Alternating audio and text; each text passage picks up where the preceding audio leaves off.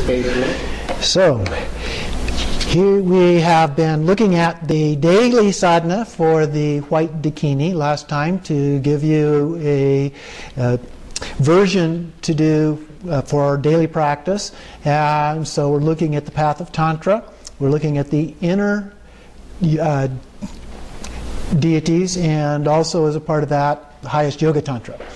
And so today what we're going to do is look at a long version of the same practice and go through that in detail, primarily to familiarize you with the elements that are in the longer one so that you can then see the relationship of that to the daily or short one that we use for our regular practice. Now, you can use the long one for practice if you have the time.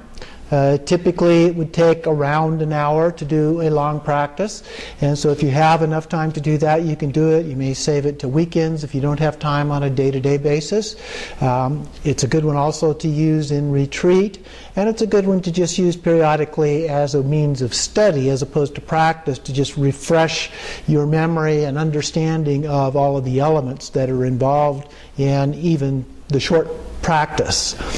So let's begin to, I'm going to pass these out. We've got copies for each of you.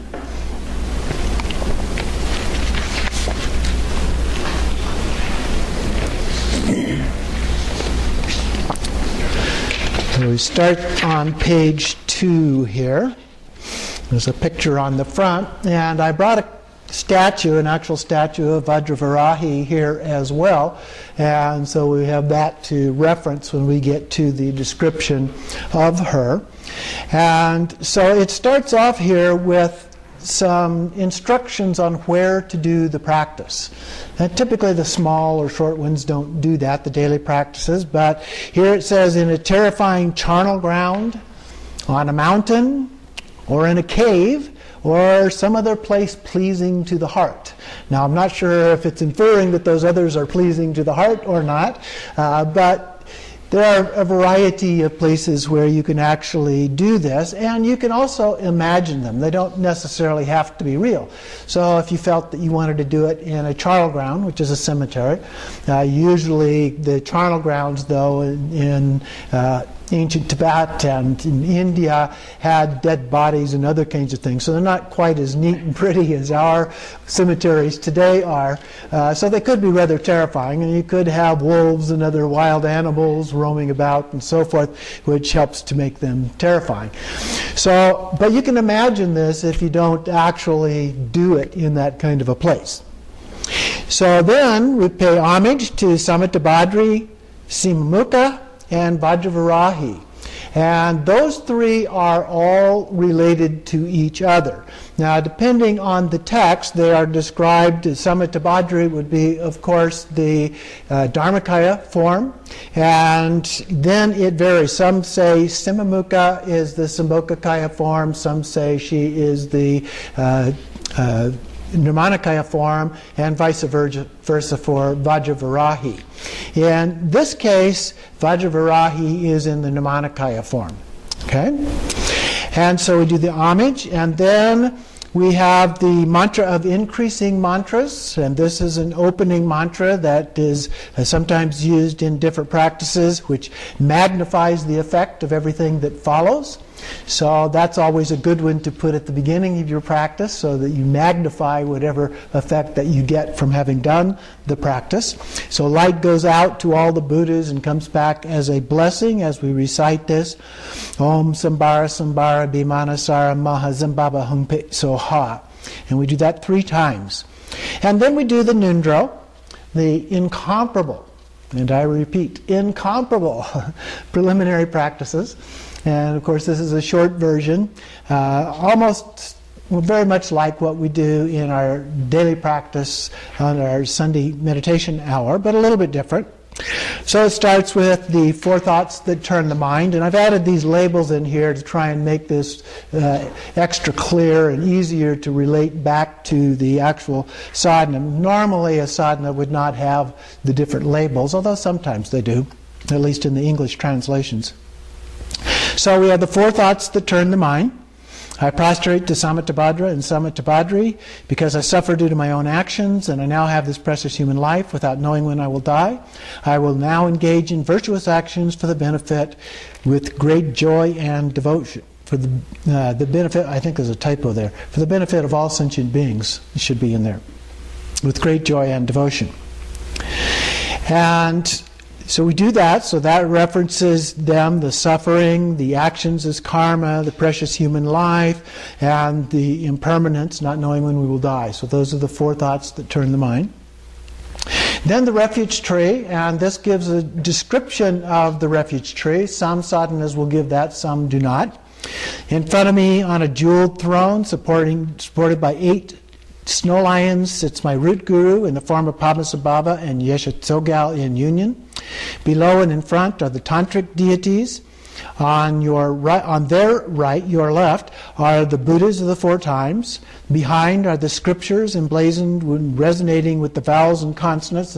That's a reference to the Sanskrit vowels and consonants, which we will see later in this. On their left, your right, are all the bodhisattvas. And that's a standard kind of a format in a refuge tree. So you have various forms of wrathful deities, protectors, and so forth down at the bottom, sometimes up above and around as well, but particularly around the bottom. And then you have the Buddhas on your left, their right, and then you have the texts, which you can sometimes see kind of poking out from behind them on either side. And then on their right, your left, no, your right, their left, get it correct here, then you have the bodhisattvas. So that's a standard format. And then up above that, you typically have another level of deity, and then they're surrounded by a whole cast of various other bodhisattvas, dakinis, the lineage, and so forth is all included in there. So here we have above our Samattabhadra and Samattabhadri in union. All are surrounded by countless dakinis and dharmapalas, filling all of space. My mother and father are next to me. Usually the mother is on the left, the father on the right.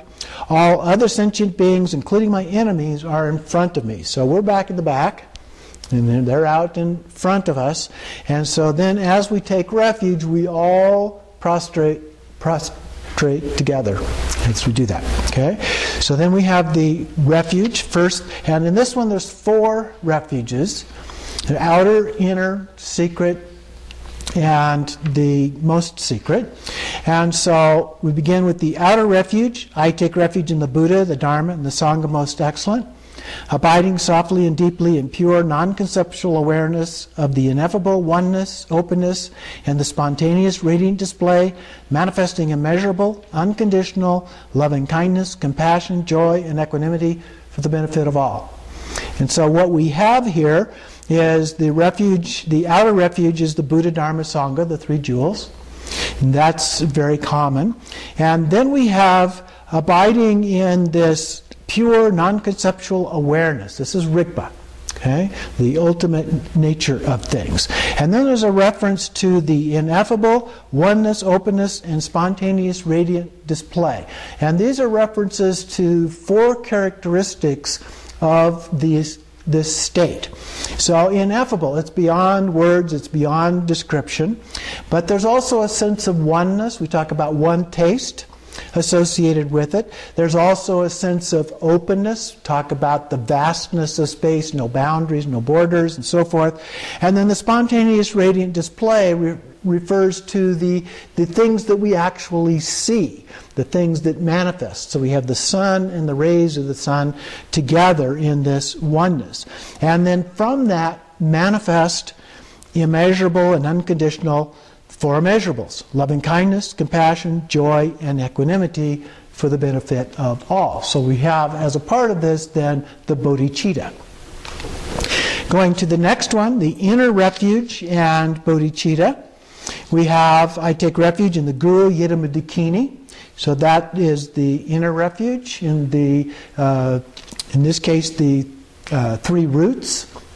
And then it repeats the other part: abiding softly and deeply, and so forth. So all of that is a repetition of what was in the first one. Then the secret refuge, I take refuge in the Dharmakaya, Sambhogakaya, and Namanikaya, and then it also repeats that. Now you will find in some cases in the secret refuge, they will, instead of referring to the three kayas, they will refer to the channels, winds, and drops. But they're really the same. The channels are the physical manifestation, the physical container, if you will, and the winds are the energy that moves the things and moves the drops, and so that's like the Sambhogakaya. And then the drop is the essence, the heart essence. That is the Dharmakaya of that. And so they're really talking about the same things, even though they use different language. So that's the secret refuge, and then, as I said, the other part of that is the same.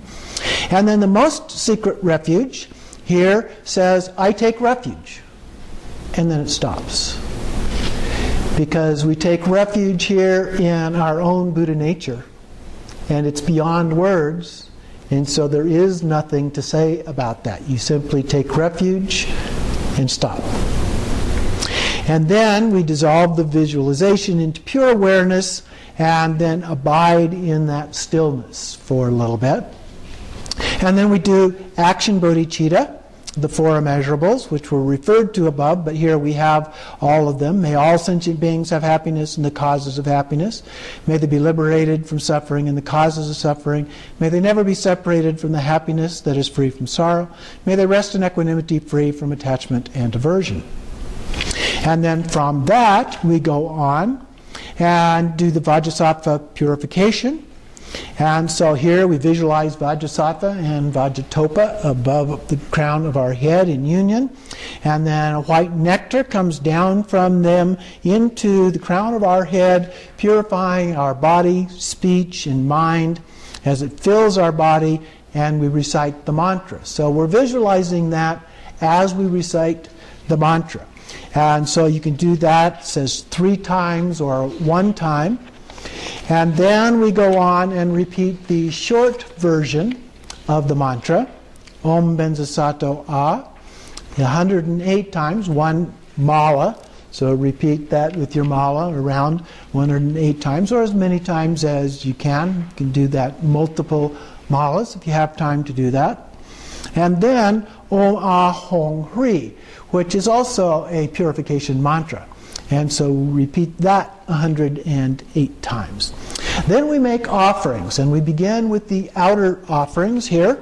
And so we have the 8 outer offerings: Argham, Padyam, Pupe, Dupe, Alake, Gande, Nevade, and Shapta. And it indicates over here what they are. So we have Om, Argham, Ahong, which is the water for drinking, Om, Padyam, Ahong, water for washing, and so forth. So we repeat each of those individually. There are also hand mudras that go with these, and we'll look at those in our next class so we can see how we do each of those things. And then I make the inner offerings of semen, bones, brain, blood, and flesh. These are sometimes called the 5 nectars. And so then we repeat that, and this is basically what is in the mantra there: Om Maha Mamsa Rakta Gortsana Kingni Riti Shukra Pudza Ahong. And we repeat that 3 times, and then we make the secret offering, which is the union of the lotus and Vajra, which are symbolic for the male and female in union together. And so Om Benza Peme Bansa Pudza Ahong, repeated 3 times. And then I make the most secret offering of Buddha nature, Om Tathagata Garba Ahong, again repeated 3 times. So those are the 3 or 4 offerings, all repeated there. And then we do the 7-line prayer Guru Yoga.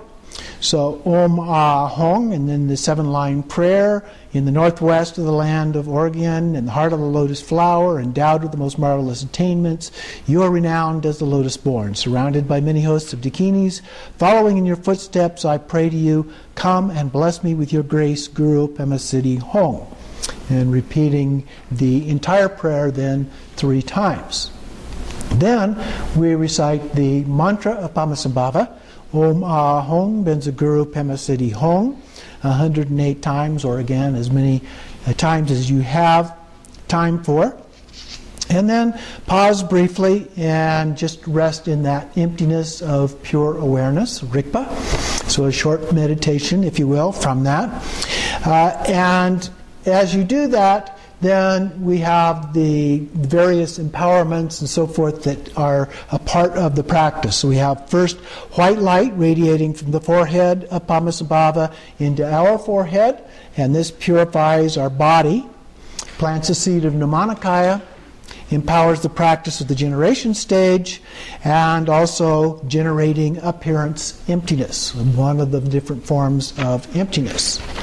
Then we have the red light, which radiates from the throat of Padmasambhava into our throat, purifying our speech, plants the seed of attaining the Sambhogakaya, empowers the practice of Jnana Mudra yogas, these are the sexual yogas, and it generates luminous emptiness, second kind of emptiness. Then the blue light radiates from the heart of Padmasambhava into our heart, purifying our mind, and also planting the seed of attaining Dharmakaya, empowers us to do the practice of Karma Mudra yogas.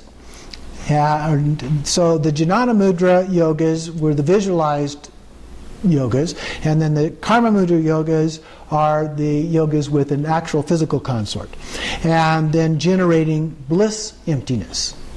And as we've seen, bliss emptiness is associated with Highest Yoga Tantra practices. And then we have a yellow light which radiates from the navel of Padmasambhava into our navel, purifying all subtle obscurations, and plants the seed of Vajrakaya, and empowers the practice of Trekcho Dzogchen and generating awareness emptiness. And then we have a green light which radiates from the secret place of Padmasambhava, it's the genital area, into my secret place, purifying all habitual tendencies, planting the seed of Abhisambodhikaya, empowering the practice of Togao Dzogchen, and generating great compassion emptiness. So we have 5 different practices, we have 5 different purifications, we have 5 different kinds of emptiness associated with these, and so forth. Okay? So it pretty much covers all of the bases, the real basics here.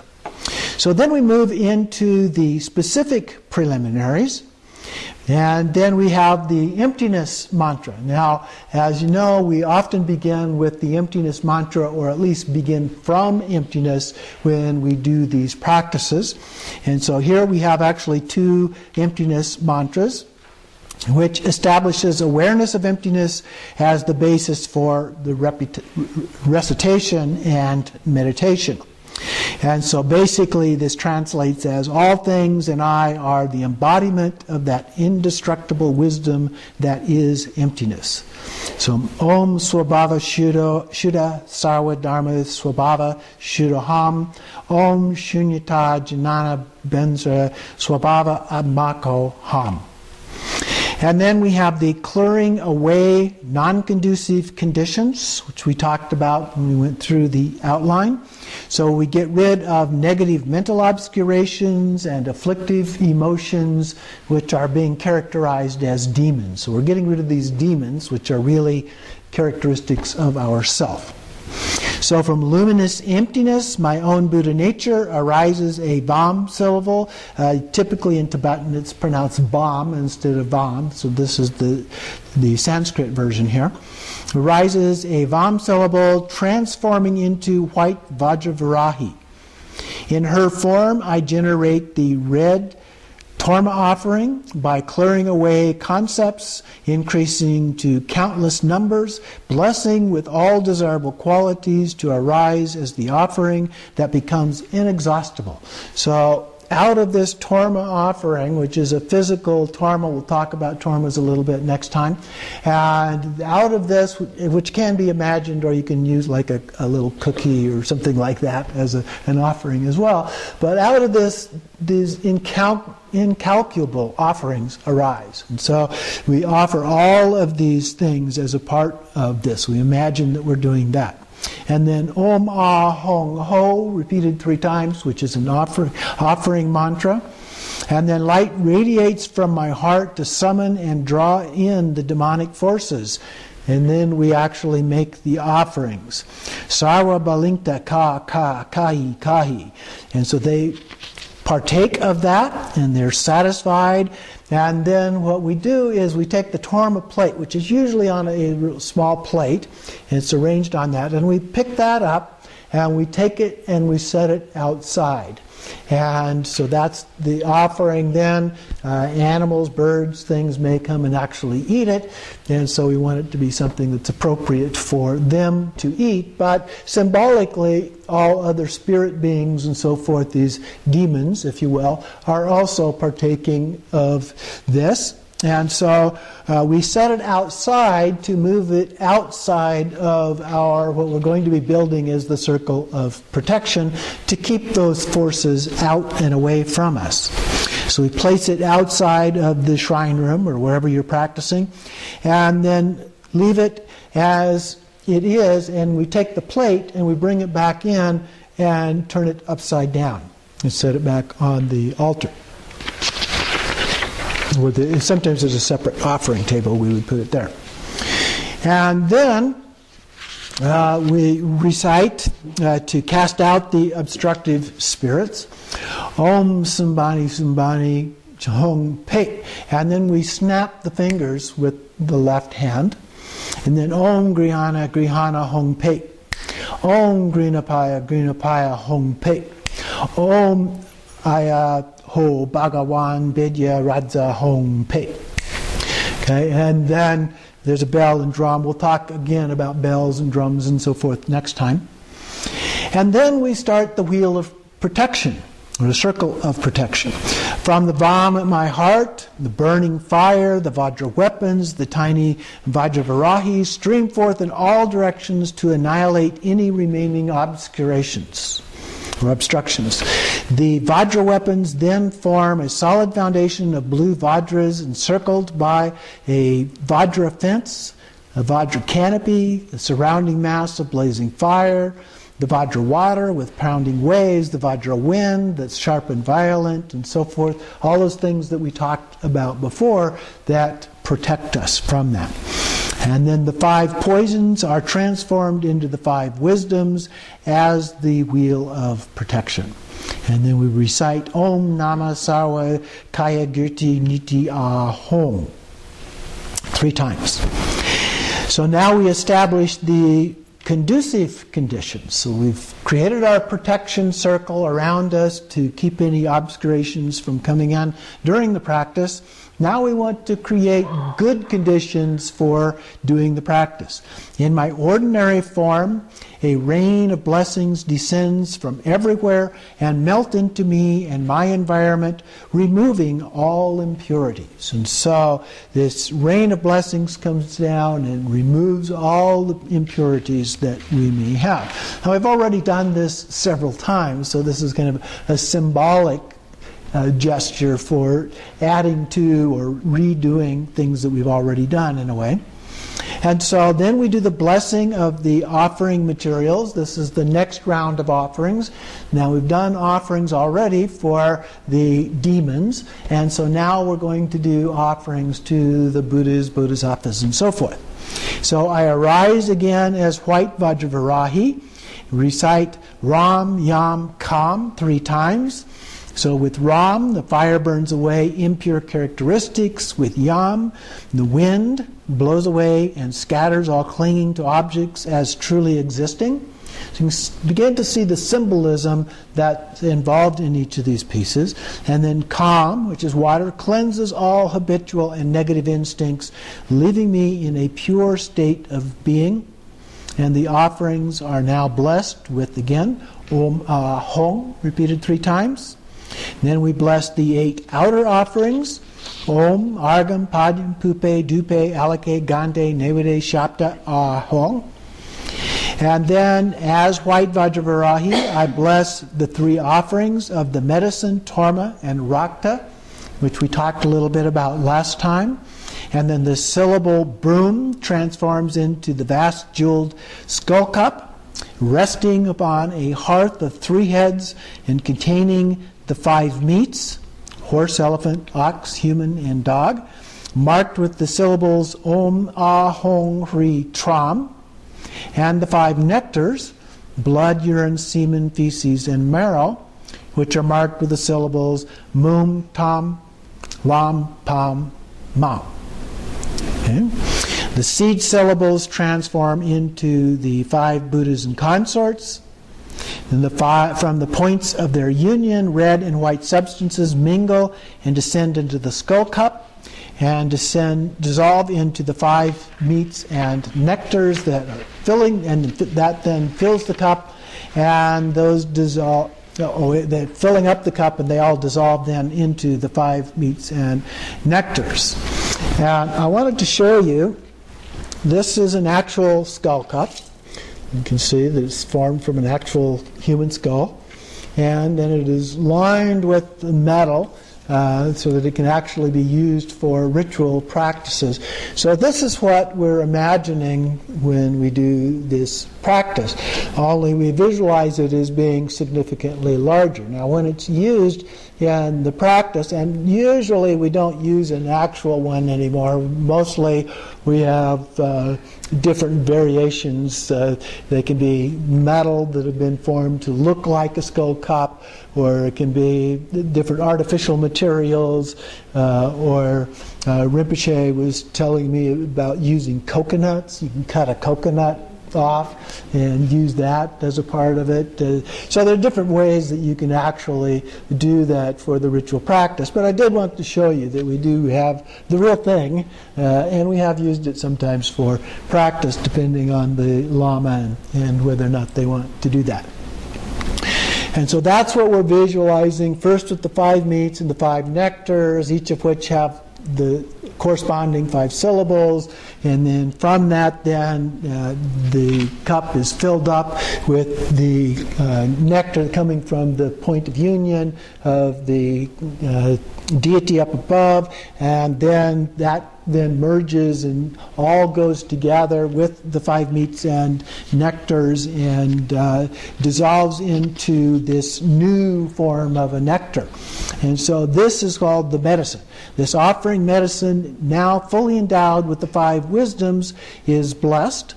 We have Om Ahong Sarvapanta Amrita Hong Hri Ta. So we do that 3 times. Next, a second vast jeweled vessel representing the entire inanimate world manifests, containing the white torma, which represents the entire animate world and is blessed. So we have both the animate and inanimate worlds coming together in this visualization.